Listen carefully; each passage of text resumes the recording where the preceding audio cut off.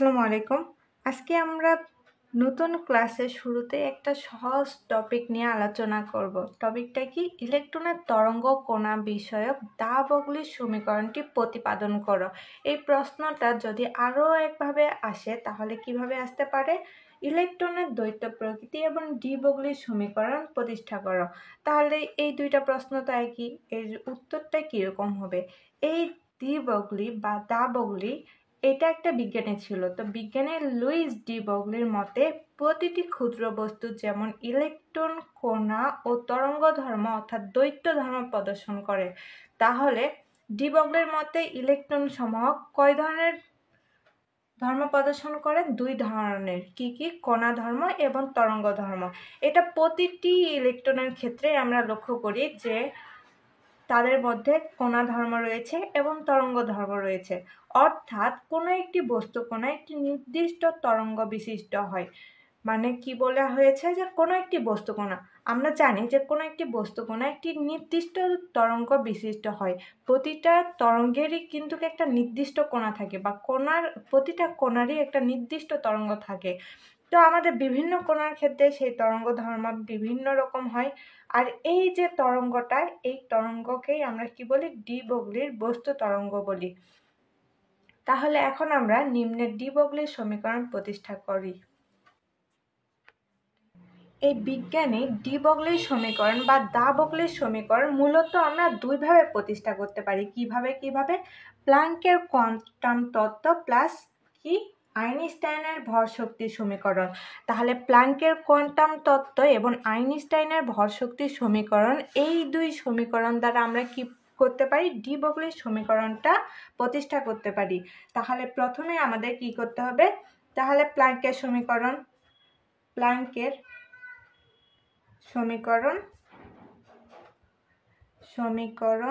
Plus কি? আইনস্টাইনের ভর শক্তির সমীকরণ। তাহলে আইনস্টাইনের ভর শক্তি সমীকরণ।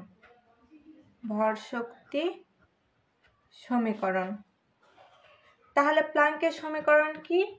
প্ল্যাঙ্কের সমীকরণ আমরা কি জানি? প্ল্যাঙ্কের সমীকরণ হচ্ছে E=hν। আর কি? আইনস্টাইনের ভর শক্তির সমীকরণটা আমরা কি জানি? E=mc²।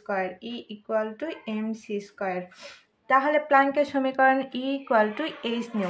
আর আইনস্টাইনের ভর শক্তির সমীকরণ কি? E=mc²। এই দুই সমীকরণ দ্বারা আমরা কি করব? এই দুই সমীকরণ দ্বারাই আমরা ডি ব্রগলির সমীকরণটা প্রতিষ্ঠা করব।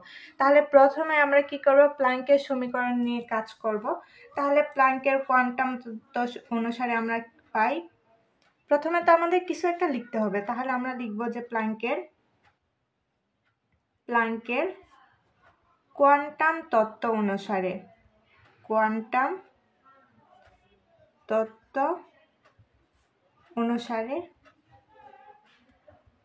প্ল্যাঙ্কের কোয়ান্টাম তত্ত্বটা কি ছিল? E=hν। এটাকে আমরা 1 নম্বর সমীকরণ দিই। এখানে ই দ্বারা আমরা কি বুঝি? ফোটনের শক্তি। কি? ফোটনের শক্তি। তাহলে আমরা কি জানি? আমরা জানি প্ল্যাঙ্কের ধ্রুবক। তাহলে প্ল্যাঙ্কের ধ্রুবক। তাহলে আমরা কি জানি? আমরা জানি ফোটনের কম্পাঙ্ক। তাহলে ফোটনের কম্পাঙ্ক।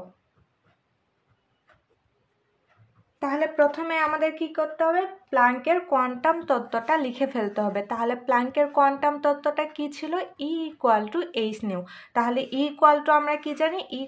আমরা জানি ফোটনের শক্তি। তাহলে আমরা কি জানি?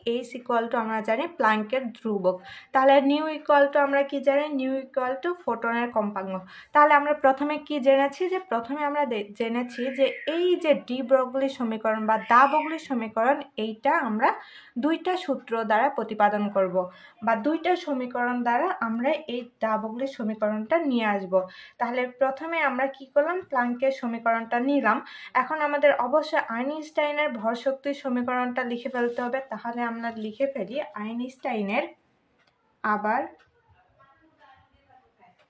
আইনস্টাইনের ভর শক্তির সমীকরণ।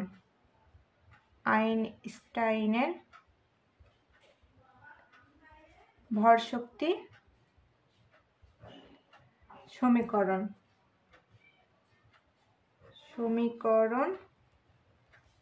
হতে পাই। আইনস্টাইনের ভর শক্তির সমীকরণটা কি ছিল? E = mc²। তাহলে এইটাকে যদি আমরা 1 নম্বর সমীকরণ দ্বারা প্রকাশ করি, তাহলে এটাকে অবশ্যই আমাদের কি করতে হবে? 2 নম্বর সমীকরণ দ্বারা প্রকাশ করতে হবে। তাহলে দিয়ে দিলাম 2 নম্বর সমীকরণ। এখন আমাদের সমীকরণ 1 এবং সমীকরণ 2 হতে পায় 1 ও 2 হতে। তাহলে 1 ও 2 হতে আমরা কি পাই? এই যে এখানে কি প্লাঙ্কের সমীকরণটা কি ছিল? E = hν। আর এখানে আমাদের E = mc²।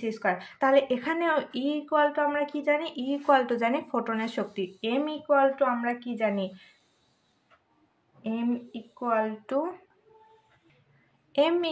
আমরা জানি ইলেকট্রনের ভর। তাহলে C কি? C আলোর বেগ। তাহলে আমরা প্রথমেই তো দেখলাম E hν আর E mc²। তাহলে 1 ও 2 হতে পাই। 1 ও 2 হতে আমরা কি পাই? এই যে এই E প্লাঙ্কের ধ্রুবকের E আর এই দুইটা E সমান না? তাহলে আমরা লিখতে পারি না E E। তাহলে 1 নম্বর ইটা কি ছিল? E আমরা 1 ও 2 হতে পাই E কি? E। তাহলে এই যে এই প্লাঙ্কের ধ্রুবকের ইটা আর আইনস্টাইনের এই দুই কিন্তু সমান। তাহলে আমরা কি লিখতে পারি? এই যদি আমরা mc² লিখি, তাহলে mc² আমাদের কি হবে? এই যে hν হবে না, কারণ E E। তাহলে এইটাও যা এইটাও সেইটাই। তাহলে mc² আমরা কি লিখব? hν। তাহলে আমরা যদি mটা রেখে দিই এই পাশে, তাহলে সিটা যদি ওই পাশে পার করে দেই, তাহলে hν বাই কি হবে? c²। এটাকে আমরা কয় নম্বর সমীকরণ দিব? 3 নম্বর সমীকরণ দিব। তারপরে আমরা জানি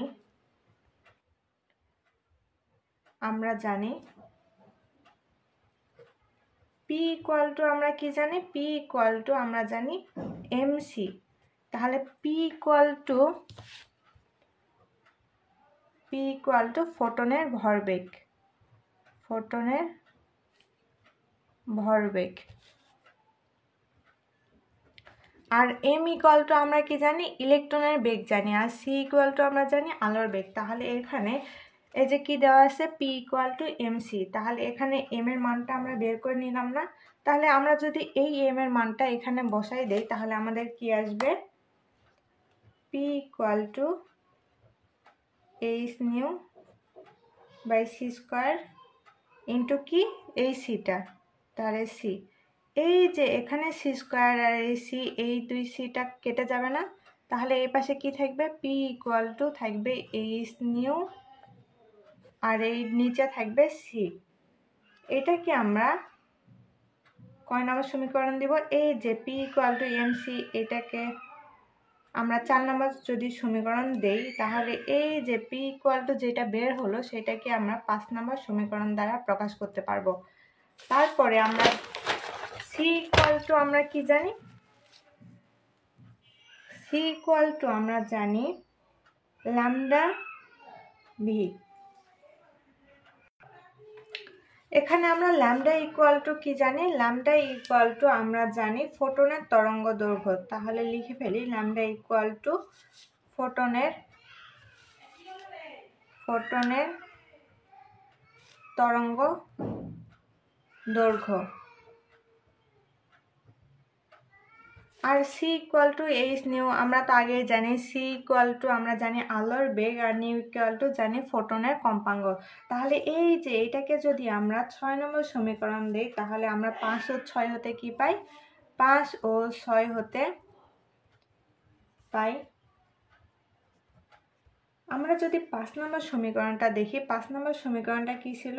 P equal to H nu আর বাই সি। তাহলে এই যে এই সি এর জায়গাতে যদি আমরা এই সি এর মানটা বসাই দিই তাহলে আমরা কি পাবো? P equal to H nu আর নিচে এই যে সি এর মানটা কি ছিল? Lambda nu. তাহলে এই যে এইটা আর এইটা কেটে যাবে, তাহলে পি ইকুয়াল টু আমাদের কি থাকবে? P equal to H by lambda, বা ল্যামডা ইকুয়াল টু আমরা কি জানি? অতএব lambda equal to H by P. এই যে lambda equal to H by P, এইটাকে আমরা কি জানি? এটি ডি ব্রগলির সমীকরণ। তাহলে এটি ডি ব্রগলির সমীকরণ। তাহলে যদি আমরা ডি ব্রগলির সমীকরণটা আবারও প্রথম থেকে দেখি, তাহলে আমরা প্রথমে কি দেখলাম? ডি ব্রগলির যে তরঙ্গ বা কণা বিষয়ক তত্ত্ব ছিল, এই তত্ত্বটা আমরা কয়টা ভাগে ভাগ করতে পারি বা এটা আমরা কিভাবে বের করতে পারি? ডি ব্রগলির তরঙ্গ কণা হচ্ছে কোনো একটি বস্তু কণার নির্দিষ্ট তরঙ্গ বৈশিষ্ট্য হয়, এটাই হচ্ছে ডি ব্রগলির তরঙ্গ। আর এই ডি ব্রগলির তরঙ্গ বা ডি ব্রগলির সমীকরণটা আমরা মূলত দুইটা সূত্র দ্বারা প্রতিপাদন করতে পারি। কি কি দ্বারা? প্ল্যাঙ্কের সমীকরণ এবং আইনস্টাইনের ভরশক্তি সমীকরণ। এই প্ল্যাঙ্কের সমীকরণ এবং আইনস্টাইনের ভরশক্তি সমীকরণ দ্বারাই আমরা ডি ব্রগলির সমীকরণটি প্রতিপাদন করতে পারি। তাহলে প্ল্যাঙ্কের কোয়ান্টাম তত্ত্ব অনুসারে বা প্ল্যাঙ্কের সমীকরণটা আমাদের কি ছিল? ই ইকুয়াল টু এইচ নিউ। এটাকে আমরা 1 নম্বর সমীকরণ দিলাম। আর এখানে ই ইকুয়াল টু আমাদের কি? ফোটনের শক্তি। এইচ ইকুয়াল টু আমরা জানি প্ল্যাঙ্কের ধ্রুবক, আর নিউ ইকুয়াল টু আমরা জানি ফোটনের কম্পাঙ্ক। তাহলে আবার আইনস্টাইনের ভরশক্তি সমীকরণটা অবশ্যই আমাদের বের করে নিতে হবে। তাহলে আইনস্টাইনের ভরশক্তি সমীকরণটা কি ছিল? ই ইকুয়াল টু এমসি স্কোয়ার। এই যে ই ইকুয়াল টু এমসি স্কোয়ার, এটাকে আমরা কি করলাম? 2 নম্বর সমীকরণ দিলাম। আর এখানে এম ইকুয়াল টু আমরা কি জানি? এম ইকুয়াল টু আমরা জানি ইলেকট্রনের ভর, আর সি ইকুয়াল টু আমরা জানি আলোর বেগ। তাহলে এই যে আমরা প্রথমে কি দেখলাম? যে প্ল্যাঙ্কের কোয়ান্টাম তত্ত্ব, এখানেও একটা ই, আবার আইনস্টাইনের এখানেও ই। তাহলে এই ই ইকুয়াল টু আমরা এই তো লিখতেই পারি। তাহলে 1 ও 2 হতে আমরা পাই ই ইকুয়াল টু ই। তাহলে এই দুই ই যদি সমান হয় তাহলে এই এর জায়গাতে আমরা একটা ই এর মান বসাই দিব, আর এই ই এর জায়গাতে আমরা একটা মান বসাই দিব। তাহলে আমরা নিয়ে নিলাম E equal to MC square আর E equal to H nu. তারপরে এটা বের করার পরে আমরা কি দেখলাম? এম এর মানটা যদি এখান থেকে বের করতে চাই তাহলে এম ইকুয়াল টু কি থাকবে? H nu by C square. এটাকে আমরা কয় নম্বর সমীকরণ দিলাম? 3 নম্বর সমীকরণ দিলাম। তারপরে আমরা জানি পি ইকুয়াল টু আমরা কি জানি? এমসি। তাহলে পি ইকুয়াল টু এমসি, এখান থেকে আমরা যদি পি এর মানটা বের করি তাহলে আমাদের কি হবে? পি ইকুয়াল টু আমরা আবার কি জানি? পি ইকুয়াল টু ফোটনের ভরবেগ। তাহলে এখান থেকে আমরা পি এর মানটা যদি বের করি তাহলে এই যে এম এর মানটা আমরা কি করলাম? প্ল্যাঙ্কের কোয়ান্টাম তত্ত্ব আর আইনস্টাইনের ভরশক্তির সমীকরণ থেকে যেই এম এর মানটা বের করে নিলাম, এই এম এর মানটা আমরা এই যে এই এম এতে যদি বসাই দেই তাহলে আমাদের কি আসবে? H nu by C square গুণন কি এখানে? সি। তাহলে এখান থেকে আমাদের পি কি বের হলো? H nu by C. এটাকে আমরা 5 নম্বর সমীকরণ দিই। তারপরে আমরা